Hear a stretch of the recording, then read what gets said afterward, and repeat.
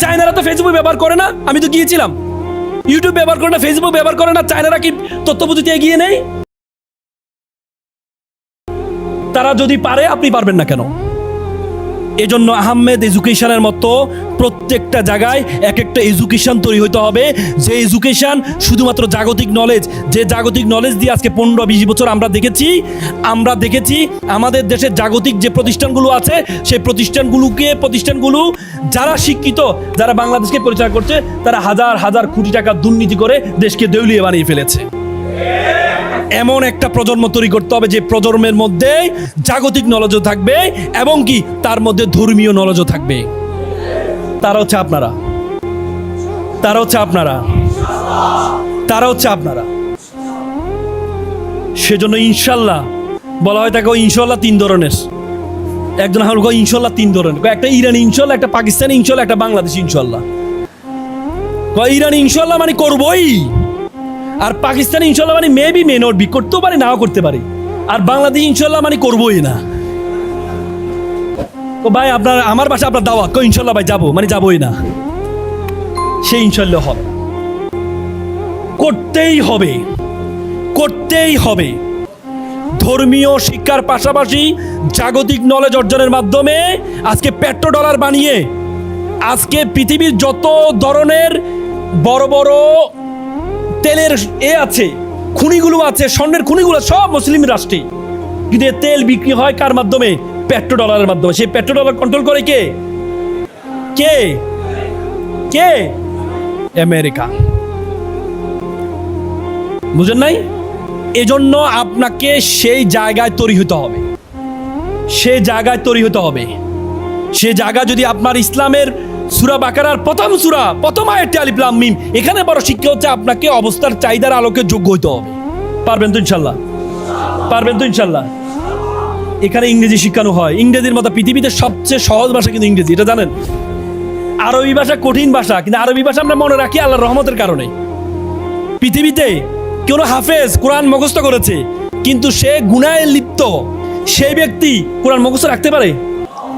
পৃথিবীর সবচেয়ে বেশি পঠিত গ্রন্থ কোরআন শব্দের কারনুন শব্দ থেকে আসছে, যার অর্থ হচ্ছে কি? অধিক পঠিত। সে অধিক পঠিত গ্রন্থ হচ্ছে আল কোরআন। সে আল কোরআনকে গবেষণা করছে তারা, কিন্তু আল কোরআন মুখস্থ থাকে শুধুমাত্র আল্লাহর রহমতের কারণে, তাহলে সম্ভব না। পৃথিবীতে সবচেয়ে সহজ ইংরেজি যে আমাদের আন্তর্জাতিক ভাষা কেন হয়েছে জানেন? শুধুমাত্র ফ্লেক্সিবিলিটির কারণে, সহজলভ্যতার কারণে। বাংলা বর্ণ কয়টা বলুন তো? বাংলা বর্ণমালা কয়টা বলুন তো? ভাই এখান থেকে বেরিয়ে আসতে হবে। বলছে মানে এদের আকীদা নাই, এরা সবচেয়ে খারাপ, এটা বলছে মানে এটার বাইরে চিন্তা করার আর আমাদের সুযোগ নাই। না ভাই, এটা করা যাবে না। আল্লাহ তাআলা আপনাকে চিন্তুক মনের চিন্তা করার ধারণা দিয়েছে। চিন্তুক মানে আফগানিস্তানে হিন্দু আছে মাত্র 0.50%। আফগানিস্তানের ইসলামী শাসন আর বাংলাদেশের ইসলামী শাসনকে এক হবে? বাংলাদেশে হিন্দু কত পার্সেন্ট? 10%, 10%-এর উপরে। তার মানে সেখানে যদি আপনি আফগানিস্তানে হিন্দু আছে মাত্র 0.50%, 1%ও নয়। সেখানে তারা চাইলে সব কিছু করতে পারে, কিন্তু আপনি এখানে ইসলামী শাসন কায়েম করতে হলে আপনাকে এখানকার সংস্কৃতি অবস্থা, এজন্য ইস্তেহাদ করার ক্ষমতা দিয়েছে আল্লাহ। ইস্তেহাদ বলে যে আজ-জুররাতু তাবিয়াল মাজুরাত, প্রয়োজনে নিষিদ্ধ বস্তু সিদ্ধ হয়, বলে না? আপনি গবেষণা করলেন, যদি ভুল হয় 100 বলে না? আরে ভাই বলেন না, ভুল হলে আমাকে বলবেন, আমি স্টুডেন্ট, আমি বলছি এভরিডে স্কুল ডে, বলে না? ইস্তেহাদ করলে যদি ভুল হয় 100, আর যদি ভুল না হয় তাহলে কি 200। তার মানে কি? ইস্তেহাদ তো এই জন্য সুযোগ করে দিয়েছে আপনাকে গবেষণা করার জন্য। বাংলা বর্ণমালা কয়টা? জোরে বলেন, বাংলা বর্ণমালা কয়টা? আমি বুঝি নাই, আমি একটু আপনাদের আইকিউ দেখবো যে আপনাদের অবস্থা কি। বাংলা বর্ণমালা কয়টি? 50টি। এর বিপক্ষে কেউ আছেন? হ্যাঁ, কয়টি? বোকা মনে হচ্ছে না? ওনাকে দেখতে বোকা মনে হচ্ছে না? আরে আপনারা সবাই মানি না, বন্ধু কি মানে না, জানি না, সবাই মানে না, আমিও মানি না। আপনারা সবাই বলেন 50টি, উনি বলেন 1টি, তাহলে উনি বোকা না? নাকি বলেন না? নতুন কিছু বলে এরকম বোকাই মনে হয়, কিন্তু বাস্তবিক আল্লাহ রাসূলের প্রথম প্রথম এর বোকা বাস্তব মানুষ, এর বোকা, কিন্তু আরো বোকা, নতুন কিছু বোকাই মনে হয়, কিন্তু কথাটা এটাই সত্য। বর্ণমালা হচ্ছে একটা, বর্ণের মালা, বর্ণ নয়।